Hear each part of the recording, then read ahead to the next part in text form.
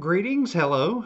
Today I want to share a little technique I use. I don't do a lot where I show people techniques and applications, but this one works pretty well for me and just wanted to share it a little bit. This is really geared toward clients who are what I call the worst case scenario folks, as in whatever they're worried about, they're anxious about, they go to this place in their mind that's the worst case scenario and they get kind of stuck there.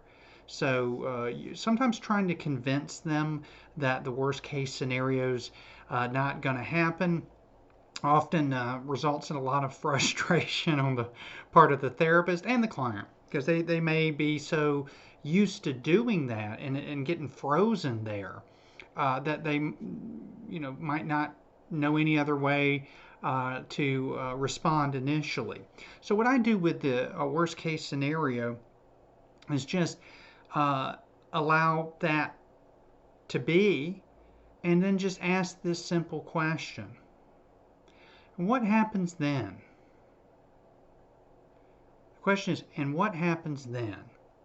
So if you have really good rapport with your client and you tell them, okay, I really want to hear what you're most afraid of. And then when they give it to you, just listen for a minute and take it in and go, I see, okay. And what happens then?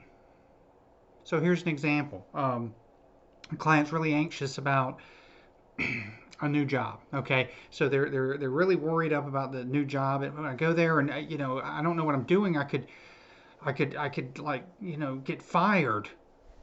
I said, is that the worst case scenario? And the client may say yes. I said, okay, you get fired. And what happens then? And they'll go, well, I guess I'll have to look for another job. Okay, you have to look for another job. And what happens then?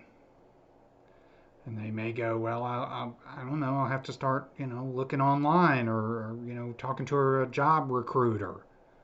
Okay, looking online, yeah, talk to a job recruiter.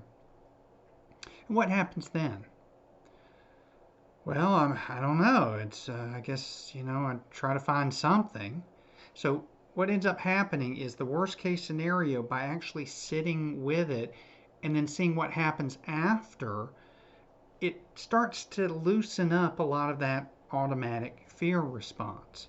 Now, I've done this even with difficult cases because I can remember I'm trying to remember the situation. It just went there. Okay, yeah, I remember it now. It's late in the afternoon, pardon me. A lady who had was thinking about leaving her marriage. She was very unhappy. The situation wasn't that good, and her fear was essentially the worst case scenario that she wouldn't be able to quote make it on her own. So I'd say, okay, well, what's the worst case scenario excuse me, of not making it on your own? And she's like, oh, I don't know. I mean, I might not be able to support myself. I said, okay, you won't be able to, financially support yourself. And what happens then? She's like, oh, well, then I wouldn't be able to pay my bills. I said, okay, so you wouldn't be able to pay your bills. Okay. And what happens then? And then she's like, I don't know. I just, I might be homeless. I said, being homeless, yeah. So you're homeless. What happens then? And then she's kind of looking at me like, where's this going? She goes, well, I don't know. I'd be under a bridge. I said, okay, so you're living under a bridge. And what happens then? She said, well, I could die. Then you could die. And what happens then? And all of a sudden, she just starts laughing. She said, well, I wouldn't be worried then. I said, oh, okay. So in that moment of her laughing, it's like something shifted a little bit. So if you can get good rapport so that this cascading questions come down, then when we got down to that point where either they're laughing or they might have even started solving their own fear, then do this. Well, we've talked about the worst case scenario. What's the best case scenario? To kind of balance it out here. So you got the worst case, what's the best case? So in the situation I came up with earlier, where somebody's worried about the job, well, I could go and it might be nervous the first day, but I mean maybe I could catch on and actually do really well with it. Huh? And what happens then? Well, maybe the boss would support me, or maybe I could get a raise. Hmm. And what happens then? So you get the main idea here. So we get in a good rapport with someone, and when they have the worst case scenario, we may even ask them, well, what's the worst case scenario?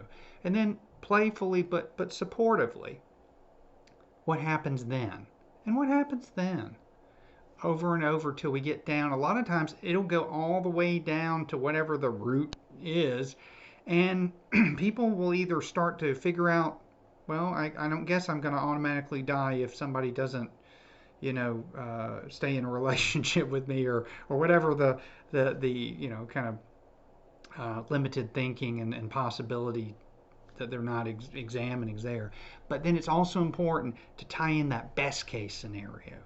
And so that then we get a balanced perception. We go through life where we don't have very balanced perceptions. We're always thinking too high of ourselves on one part or too low on ourselves on another. But when we could see, well, yes, the worst and the best could happen, and kind of hold them together, it helps a little bit. So anyway, play with it. See where it goes. I hope this was helpful. I hope you're having a fantastic day. If these ideas, tips, concepts, musings of a crazy therapist like myself, something that you're interested in, please subscribe. You can follow me, and hopefully we get to interact more. Take care.